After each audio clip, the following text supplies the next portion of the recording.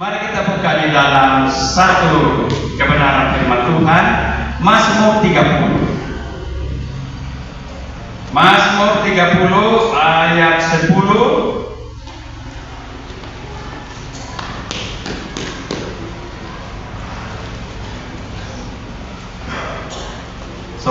Mazmur 30 ayat 11 sampai ayat 13 ya. Sekali lagi Mazmur 30 ayat 11 sampai 13. Kita silih berganti membaca firman Tuhan ini. Nanti ayat yang terakhir 13 kita sama-sama ya. Yang berikutnya nyanyian syukur karena selamat dari bahaya, saudara.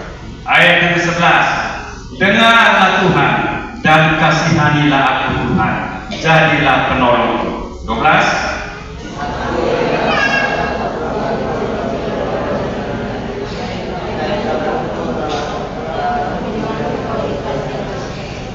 sama-sama, supaya jiwaku menyanyikan mazmur bagimu, dan jangan berdiam diri Tuhan Allahku untuk selama-lamanya. Aku mau menyanyikan syukur bagimu. Puji Tuhan. Demikian kita sudah membaca firman Tuhan ini. Saudara, kalau kita membaca Mazmur ini, saudaraku, ini ditulis oleh Daud, saudara. Daud saat itu sangat mengalami yang namanya pergumulan hidup. Saya memberikan satu judul tema renungan kita pagi yang berbahagia ini, saudaraku. Masalah itu baik. Kalau dalam bahasa Sunda dikatakan problem is good. Jadi masalah itu baik, saudara. Saudara, ada anak Tuhan, pendeta, ya sudah 10 tahun saya tidak pernah datang ke gereja. Kenapa? Jangankan datang masuk dalam gereja, lihat pintu gereja saja saya benci. Ini anak Kristen. Kenapa begitu? Terakhir pendeta, karena saya ada masalah, karena saya ada pergumulan, saya ada dalam gereja ini. Kadang-kadang kita kalau masih sehat, masih kuat, kita sombong. Di aku tidak ada, Pak, Bu, di aku tidak ada. Tapi kalau di Kupang banyak. Orang Kristen itu akhir-akhir ini terlalu banyak yang sombong. Mereka melupakan Tuhan. Nah, saudaraku, kalau masalah datang itu, dia tidak sendirian. Masalah datang itu dengan teman-temannya, saudaraku. Tapi masalah datang untuk membentuk kita. Masalah datang itu untuk membuat kita bisa berdoa. Masalah datang itu untuk kita bisa mengenal pribadinya. Masalah datang itu supaya kita lebih kenal dia, saudaraku. Dan dengan masalah itu kita melihat pertolongan Tuhan. Jangan kita pernah takut menghadapi masalah. Hadapi masalah, saudara, bersama dengan Tuhan, saudara. Dengan masalah kita dapat berdoa. Dengan masalah kita melihat mujizat Tuhan. Dan dengan masalah menghantar kita datang ke gereja, saudara. Ada 3 tipe manusia menghadapi masalah, saudara. Yang pertama orang bodoh. Kalau kita baca Mazmur, saudaraku, dia juga menghadapi masalah, saudaraku. Orang bodoh, saudaraku, kalau ada masalah selalu nangis. Kalau ada dapat masalah selalu putus asa, kecewa. Ada masalah tidak mau datang gereja, selalu pasrah dengan keadaan. Itu tipe orang bodoh, saudara. Ini orang yang tidak mempunyai pengharapan, saudara. Selalu menyerah duluan sebelum bertempur. Sebelum berperang dia sudah kalah duluan, saudara. Ini tipe orang bodoh. Dan tipe orang seperti ini gampang dikocok oleh iblis, gampang dipermainkan oleh iblis, saudara. Mengapa? Karena dia menyerah duluan sebelum berperang. Berperang bukan angkat senjata nuklir kita tembak, tapi berperang dalam doa. Seharusnya kita jangan ambil tipe seperti ini, saudara. Ada teman saya, kebetulan dia orang Bali, polisi sekarang. Ketika kita menginjil, saudara, dia bertobat. Dia datang terima Tuhan Yesus. Dia dibaptis. Satu ketika Tuhan izinkan dia mengalami masalah. Ketika dia dapat masalah, saudaraku, dia komplain dengan Tuhan. Dia komplain dengan pendeta. Pendeta, kalau di agama yang lama ada masalah seperti ini, 10 menit selesai kalau saya pakai dengan kekuatan saya.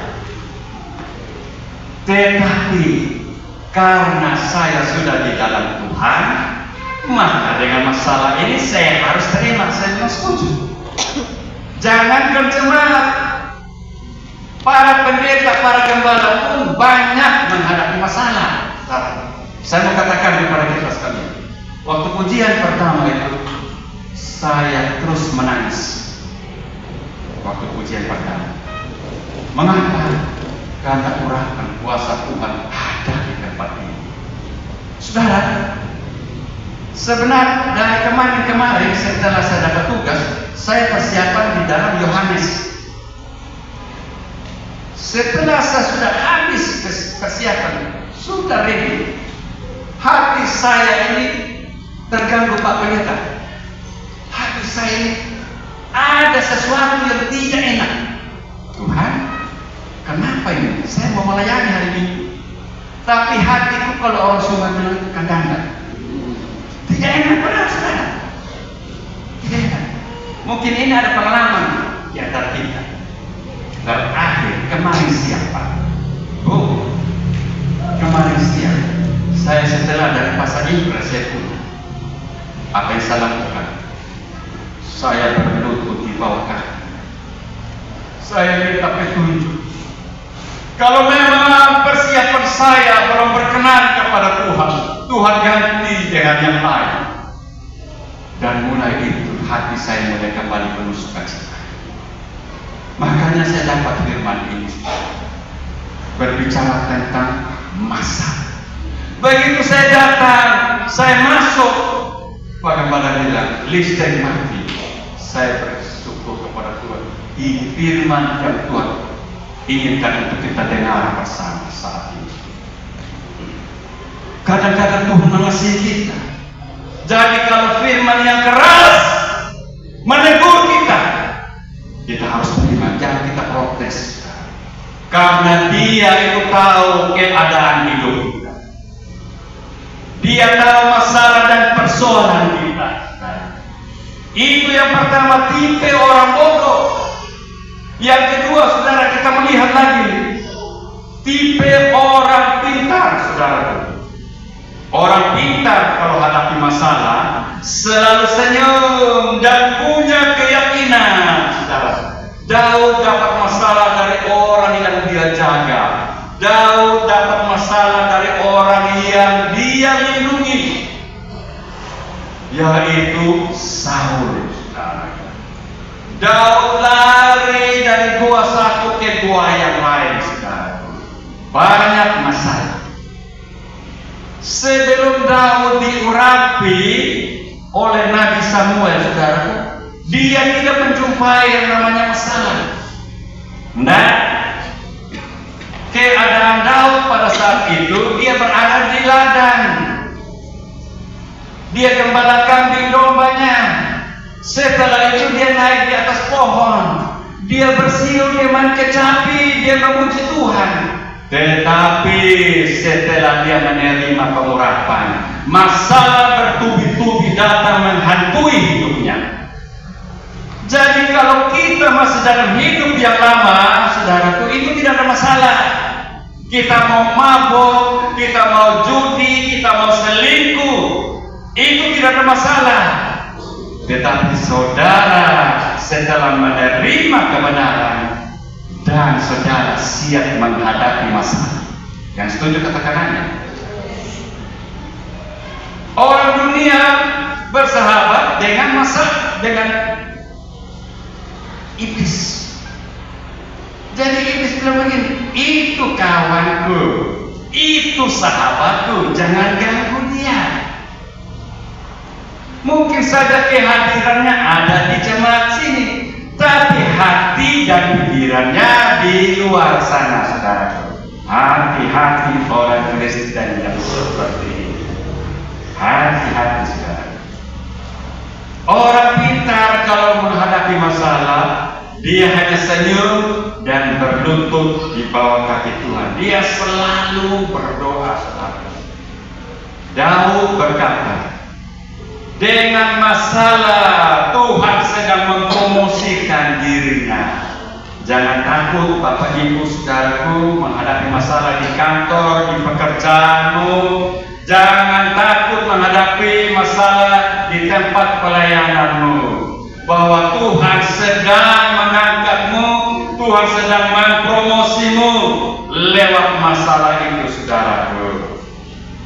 Dengan masalah Daud sampai di istana raja. Dengan masalah Daud kenal siapa pribadinya, saudara. Dengan masalah Daud lebih bersandar kepada Tuhan, saudara. Ini Daud. Kalau tidak ada masalah dulu dia tidak sampai di istana raja. Hanya karena beribu-ribu dan berlaksa-laksa. Kalimat inilah yang membuat Saul sakit. Bukan sakit flu, sakit demam, tapi sakit tembusnya sampai di sini, dia naik sampai ke kubur-kubur, saudaraku. Hanya mendengarkan berlaksa-laksa Daud tebas habis musuh-musuhnya, saudara. Ini, saudara.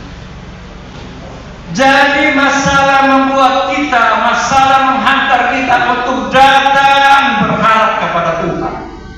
Jangan pernah takut, jemaat Jalan Jati. Jangan pernah takut. Hadapi masalah, hadapi persoalan. Engkau tidak bisa menghindar lagi, engkau tidak bisa ke belakang lagi jika engkau ada masalah. Tapi engkau bersama dengan Tuhanmu, engkau harus maju ke depan dan engkau harus hadapi itu masalah. Ini orang pintar. Menghadapi masalah dia tidak berdiam diri. Ada masalah dia tekun dan berdoa. Masalah bisa datang dari gembala, masalah bisa datang dari teman dekat, dan masalah juga bisa datang dari orang jauh, dan masalah bisa datang dari teman sekerja. Allah di tempat ini. Bukankah seringkali kita seperti itu? Jadi itu, saudara, kita melayani Tuhan itu pasti ada masalah. Kita yang ada di ladang Tuhan pasti ada tantangan. Tidak bisa tidak. Pasti. Untuk kita naik kelas, untuk kita naik peringkat, kita harus menghadapi masalah. Yang ketiga, orang arif dan orang bijaksana. Masalah bisa datang kapan saja. Yang kita tidak duga, kita tidak sangka, masalah itu bisa datang, saudara. Yusuf, dia menghadapi masalah yang besar dari orang yang dia cintai, dari orang yang dia kasihi, yaitu saudara-saudaranya sendiri. Ini Yusuf menghadapi masalah dan persoalan yang rumit. Dia tidak diindahkan hanya karena mimpi dan visi. Yusuf dimasukkan dalam sumur, dia akan dijual. Sampai keadaan Yusuf di Mesir, saudara. Ketika engkau meninggalkan rumah tangga, ketika engkau meninggalkan kesibukan, begitu engkau datang menghampiri rumah Tuhan ini, begitu langkah kakimu masuk dalam pintu ini, Tuhan sudah tahu keperluan dan kebutuhan. Dia jawab, dia selesaikan masalahmu, dia selesaikan persoalanmu. hari ini dia minta, dia ini berdiri di depan pintu, sedang menghitung.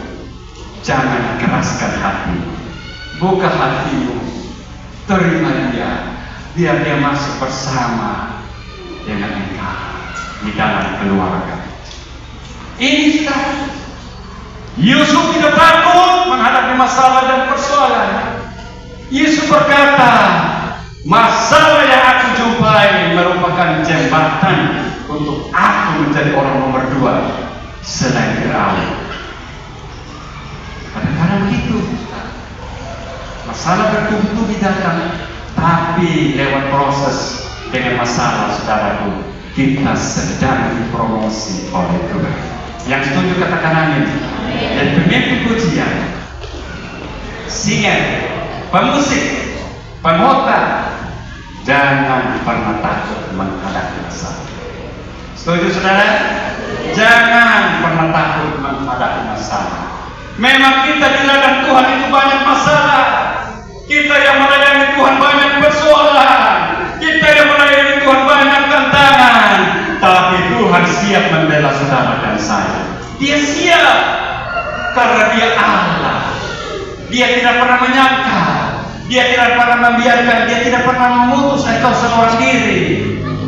Dia tetap menyertai dalam bayang maut pun, dalam lembah maut pun, Dia ada bersama dengan kita. Itulah Tuhanmu dan Tuhanku. Dialah yang dasar dan luar biasa. Dialah yang hebat. Jangan pernah kita takut menghadapi masalah persoalan. Terus kita bangun, kita bangkit untuk melayani Dia. Amin untuk firman Tuhan.